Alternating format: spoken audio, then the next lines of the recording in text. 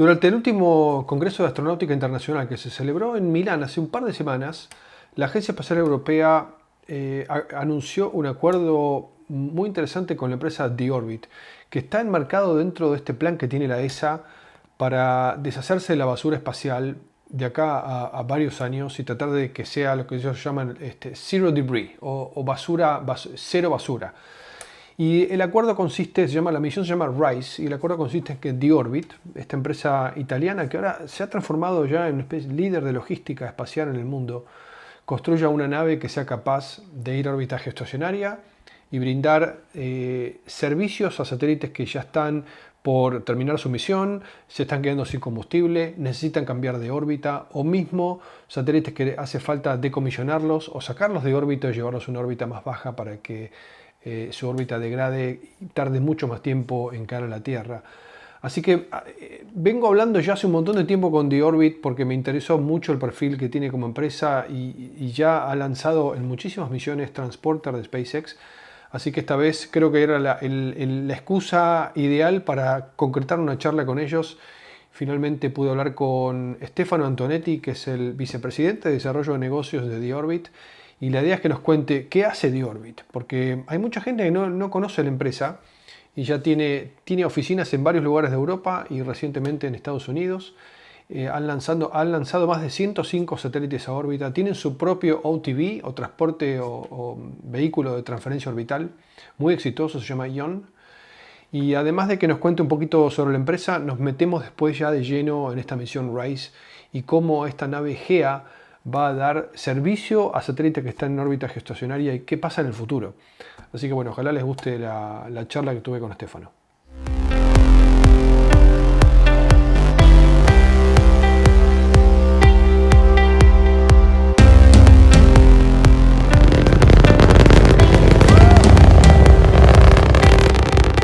Stefano, thank you so much for your time. How are you?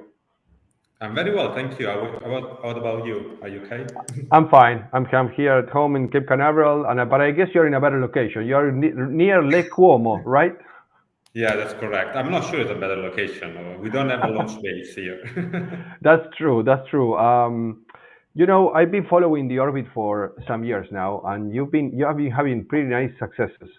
But why don't you tell us what is exactly that the orbit is doing? I know is positioning as a leader in space logistics.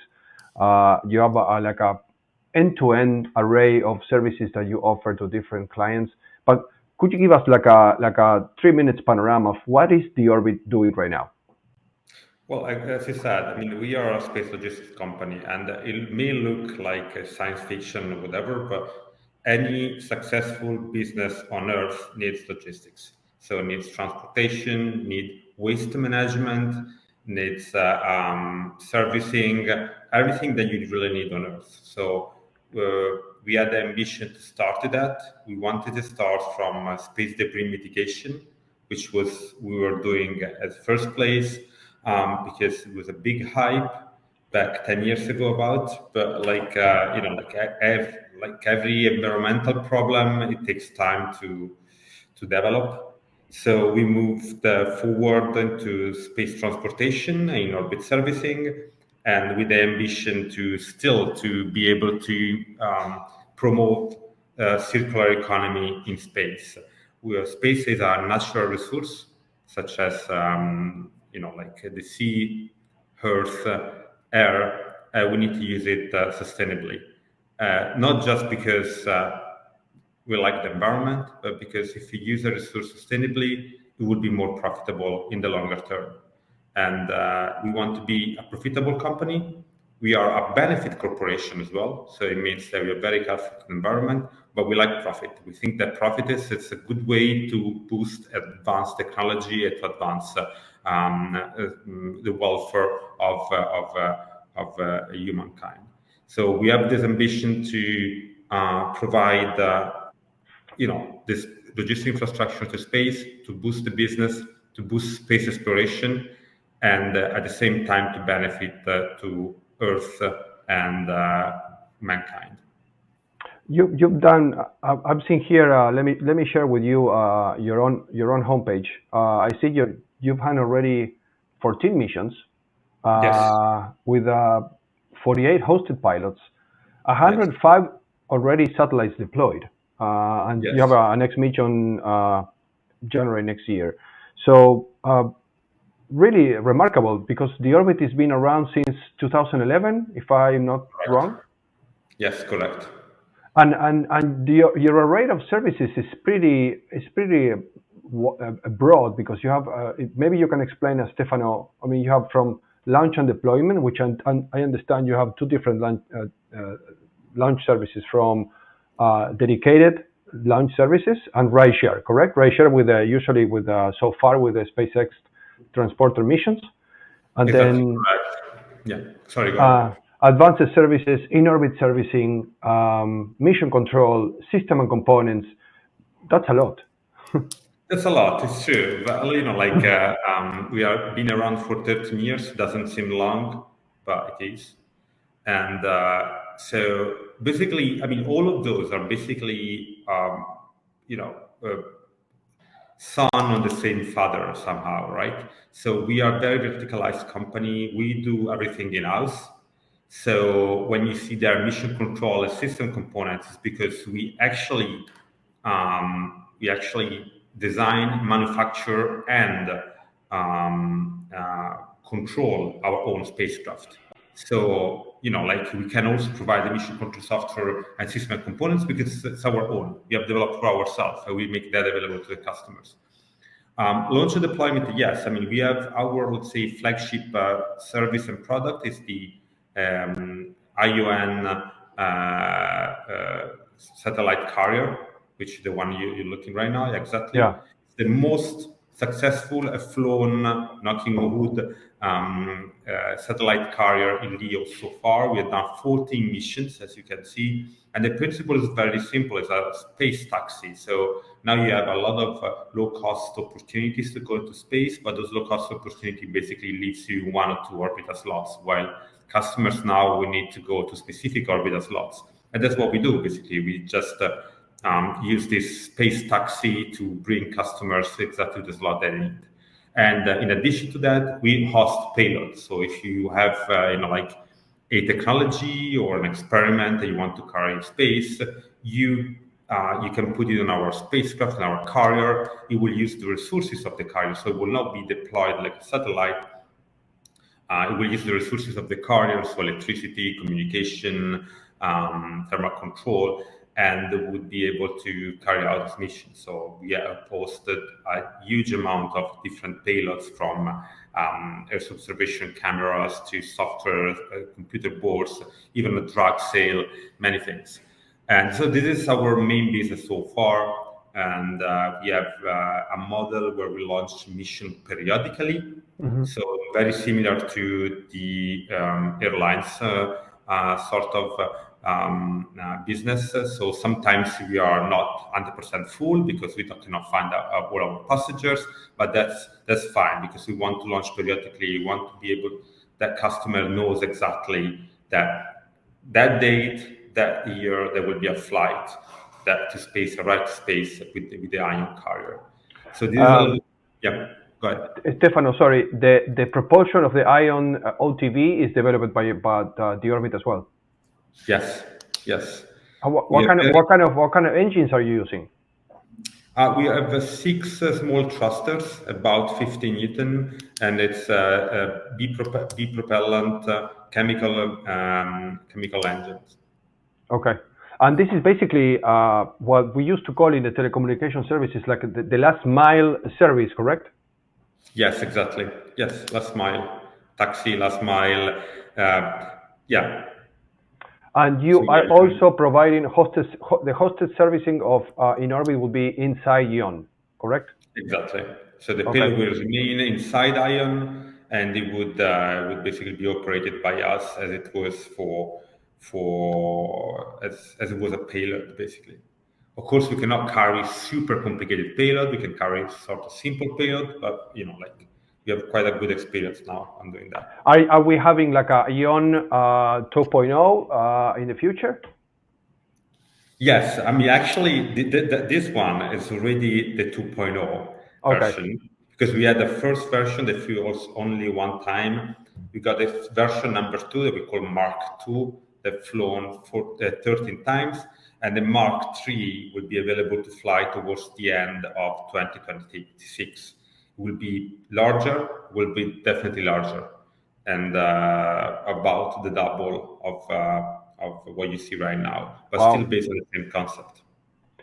So you would have to need another launcher?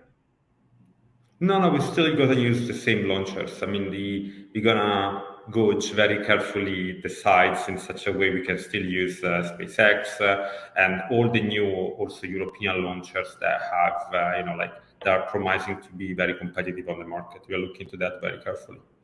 And Stefano, I see that maybe one of your most ambitions in the future is this one you just have announced during the International Astronomical Congress in Milan, RISE, correct? That is under the umbrella of the European Space Agency Zero Debris Approach. Why don't you tell us about this mission RISE and why it's so important? Well, for us, it's very important because in orbit servicing is the real the real place where we want to get. Like we want to be able to give services to existing satellites in orbit. So far, we are given services satellites to be launched, but we want to be able to give services satellites in orbit. This is very important for exactly the reason that you said, for the zero debris policy and for the circular economy in space policy. Because so far in space, we've been very wasteful. We've been very wasteful because, we had to launch a satellite that sometimes doesn't work or it's over-dimensioned because you cannot service it in space. So you carry a lot of fuel, you carry extra redundancy, a lot of things that you actually don't need and maybe you never use during the mission, but you carry with you because you never know what happens in space, right? Of course, if you take your car, you need to go to China and you know that you cannot refuel or you cannot repair your car during the travel, you will design your car in a completely different way. It will be 10 times more expensive, maybe 5 times bigger, and so on. So that's why we think that's the real key of the zero debris and circular economy. We have found the European Space Agency a perfect ally to go in that direction, and this is basically our new flagship program. Yes, exactly. That's the patch. It will be. We'll start with the development of a very large spacecraft, Gea, which will go. This is a signature ceremony. We had a couple of ministers, the European Space Agency, Italian Space Agency president, and also Luca Parmitano, the Italian astronaut. That was I can see him. And Olga Krag, so it's a big spacecraft, 2.5 tons, and we'll go to GEO. We'll provide a life extension to satellites already there. So we mate with them, and we will be taking over the altitude so that they can, even if they run out of fuel or if they are malfunctioning, we can extend their life and we can still make them functional. This is Gea, right? This is Gea, exactly. So basically, what we do, we can go to GEO. While we go to GEO, we can transport another satellite because we also do transportation mission to that. And once we have detached from our passenger, we'll be actually going to our in-orbit service customer, which will be somebody, a spacecraft that is reaching its end of life, so it's running out of fuel, or is have some malfunctioning that cannot control any longer the altitude of the satellites. So what we do, we do rendezvous approach. We have a very innovative way to connect, to mate. How you do it? How you? Because I'm assuming that there's not an international docking system for satellites. So how you basically connect to different GEO satellites? Well, it's half true that there's not standards. There is one thing standards in satellites, which is the separation ring. Is the adapter ring to the second stages? Yes, exactly. Okay. So this is every satellite, every GEO satellite list has got it. So so when they say there's no standards, it's like, yes, there's not an efficient standard because that piece of hardware wasn't designed to do that, but still. And then you grab a GEA to this ring, and then you provide the service to the satellite, depending if it's refueling, transferring the orbit, or decommissioning it. Right? Correct? Yeah, correct. We don't do refueling yet. The satellites right now in orbit aren't designed to be refueled, so it will be very complicated. So for the moment, it's not, let's say, our top priority, but we'll come to that. Do we have a target satellite ready for this for RISE? Yeah, it will be announced soon. So the beauty of working with the European Space Agency was that we could attract very easily anchor customers. So we have a couple of them, and we'll be announcing our collaboration very soon in the next weeks. And yes, so we have a target satellite already that will be actually servicing as a part of the first mission.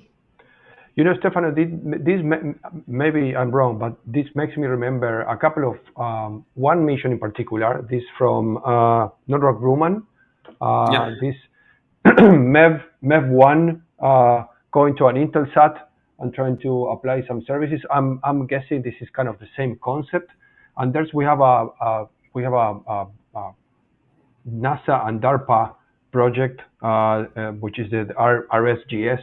Also working in the system. So I see you are also in this. This is the idea, right? To try to absolutely. It's not a super new or innovative idea. It's something that we all know in the space world that is going to come. So Northrop Grumman, that they've done an extraordinary work to make that innovation. They are a little bit, wouldn't say struggling, but they are trying as much as they can to make it a repeatable service. But what we have a lot of experience in doing repeatable services. And so like as you see, Ion we launched already 40 times, as now is like a recurrent. And we have the ambition to do the same with Geo. We think it's much more a bigger spacecraft, but come on, like when people say, oh, it's very ambitious, it's okay. Talk to Elon Musk if you want to know somebody with ambition. This is compared to what they do. This is just Yeah, but you are like basically implementing a new kind of services that it hasn't been done, and the idea of doing recurrently. So I understand that GEA is going to, first of all, it's launching in 2028. So yes. we have still a while, a couple of years, and then not only this first mission will be like a test. Correct me, and then it will remain in orbit, waiting for the first commercial mission. Correct? It's partially true. So it's, good. No. Like we have, as part of the ESA mission, we have to perform a test. So we're going to test the docking in gradient orbit. But after that, we are free to go and to provide our commercial service. And the anchor customers that we have right now are looking for that commercial services after the test. So, for instance, one of those customers is interested to provide the test and to get the life extension. The other customer we're talking with is only interested on the life extension, not on the test. But we will be, by the time we will be flying, we will have definitely at least one commercial customer for the commercial mission. But you will be using the same spacecraft. Yes, the same spacecraft, of course. That's what I was referring. Oh yeah. Sorry. Yes, we have a 7 years lifetime, so we will have still a 6 year now full of service provision afterwards. Yes. And Stefano, is the Orbit's idea to have like a fleet of this resupplying like GEA in different orbits, or is one at a time? No. We want to have a fleet. No, absolutely. We are planning to send the second GEA into space as soon as 1 year after the launch of the other one. So we want to replicate the model of Ion. So launching possibly multiple per year. So actually, in our business plan, we have to for the first After the first 2 years, we want to launch 3 per years. Stefano, you know that we are. It looks like Leo is getting busy not only with satellites but also with infrastructure, logistics companies. You are one of the leaders. Are you planning? Is the orbit planning to extending our services to maybe cislunar environment? Oh yeah, absolutely. So we are starting from geo for 2 reasons. One, because it's easier from an orbital mechanics point of view, because it's just basically one orbit, and because you know the customers very well. Like you can really name one after the other, right? So, but then we definitely want to move with the same asset, like with Gea, with some modification to Geo, to Leo, and to cislunar. Absolutely, we think that cislunar, the market is still a little bit immature, and I mean the commercial market. I mean, but we hope that by the time it will be ready and mature with our assets in Geo and Leo, will be ready to attack also the Leo market, the cislunar market. The orbit is participating, is very involved in not only in the global space economy, but also in the European markets. I see not only you have been participating in the IAC in Milan, but I see that you are also very involved in different trade shows across Europe. How do you see the market, Stefano, in Europe? I'm not only talking about not talking about the launch services, because we all know that it's coming a little bit behind. We have private companies such as PLD making a lot of improvements, very ambitious. But how do you perceive the market in commercial aspect? First of all, the market of the trade shows is going very well. I mean, after the COVID, there'll be an explosion of trade shows. Now Yeah. you have like three every month. It's kind of a nightmare. It's a complicated matter. Like I am very positive. I see really the market exploding. Especially in Europe, I see the market to be more and more dynamic. There are a lot of ideas. There are a lot of customers as well. I really believe in the world, in the field of services. I think there's still a lot to do in space services, like downstream, Earth observation, monitoring, and communication, Internet of Things. There's still a lot to do, and I see a lot of dynamism here. I also see, to be very honest, a surge of demand on the defense sector in Europe. I know that you guys in the US are kind of used to that. Yeah. In Europe, we are kind of new.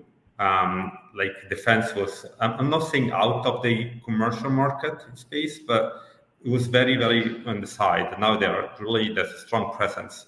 And I hope that doesn't kill the new space, because we are not many people in Europe working in space, probably like 50,000. So if you inject a lot of money to do space technology, you don't have enough people to actually work on the project. From this point of view, the US and Europe is very different. Like in the US, you have a working force which is much more, like mature and dynamic. In Europe, we still need to improve on that. That would be the real game changer, to make European market really big. So what you mean is that if defense projects start to really increasing the demand, there's no enough workforce to work on those at the same time of commercial. Yes, that's. I mean, there might be a scenario. I'd say I'm not sure about that. I didn't. I cannot. Well, that could be a lucky problem.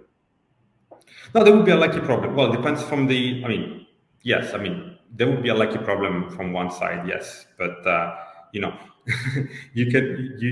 can die for not enough food, but you can also die because you eat too much. That's true. Stefano, thank you so much for your time. I know you're busy. Congratulations on RISE and the Gea mission. I think it would be great. I hope to be in Lake Como soon, so I can visit the factory. If you don't move first, but thank you for your time. Thank you for your time and good luck. Thank you. Bye bye. Súper interesante la charla. Le agradezco muchísimo a Stefano y al equipo de comunicaciones de The Orbit, que venimos en emails y emails ya hace casi 2 años, diría, 1 año y medio, Así que les agradezco muchísimo el tiempo y el haber podido coordinar la entrevista con ellos. Acuérdate, si te gusta el contenido del canal, bueno, no solamente le des like al video, sino que estás más que bienvenido a suscribirte. Es siempre importante para que sigamos creciendo. Así que bueno, nos vemos en la próxima.